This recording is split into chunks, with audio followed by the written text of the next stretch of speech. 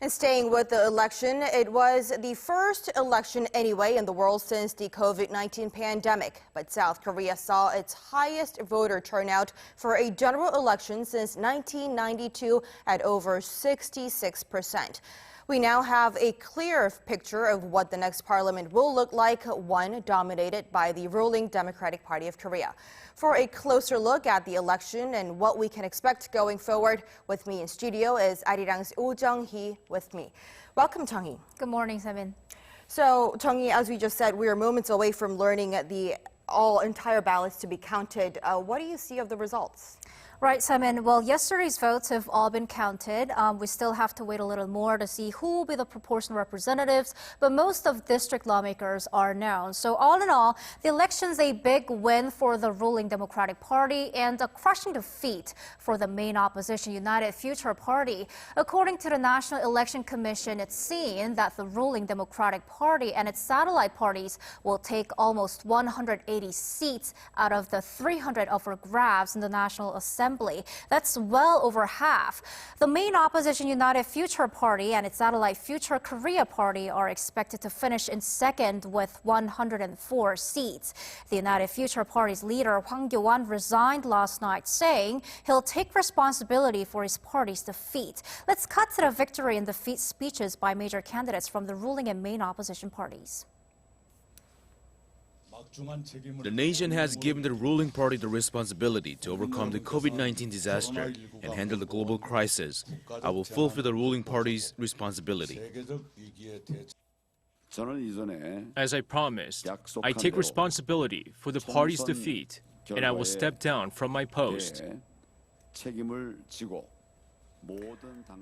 And Jung-hee, at this year's general election, there were some of the key candidates that many had their eyes fixed on. How did they fare in terms of the results of the outcome and in the key battleground districts? For that, we'll have to start with Jongno District. This district has been highly symbolic because the winner of the district has been considered to have a higher chance of becoming president one day. At this election, the two candidates that served as the country's prime ministers ran for this district, and the ruling Democratic Party candidate Lee Na-kyun won against his conservative rival Hwang Kyo-won with over 58% support. Other than Lee, other Democratic candidates who served that President Moon Jae-in administration all won. Former presidential spokesperson Ko Min-jung won Seoul's Gwangjin-B district, and former presidential secretary for state affairs Yoon Gun-young won Seoul's Guro-B district. Meanwhile, Tae Gu-min or Tae Yong-ho will become the first ever North Korean defector to win a seat in South Korea's National Assembly. Remember, he was North Korea's #2 diplomat at the London embassy, but defected to South Korea in 2016 and ran for Gangnam A district.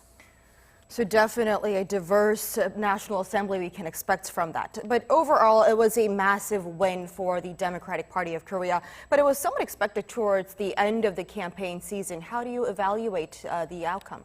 Well, the general view is that the South Korean public chose stability over keeping check of the government. That is, the nation decided to support the Moon Jae-in administration rather than challenging it. Apparently, the South Korean government is successfully handling the COVID-19 outbreak in the country, seeing fewer and fewer daily new cases. Experts say the public wants to encourage the government to work harder through the pandemic and eventually revive the economy. Okay, we have a clear picture of the outcome. So now what? How will the results influence the remaining 2 years of the President Moon's administration?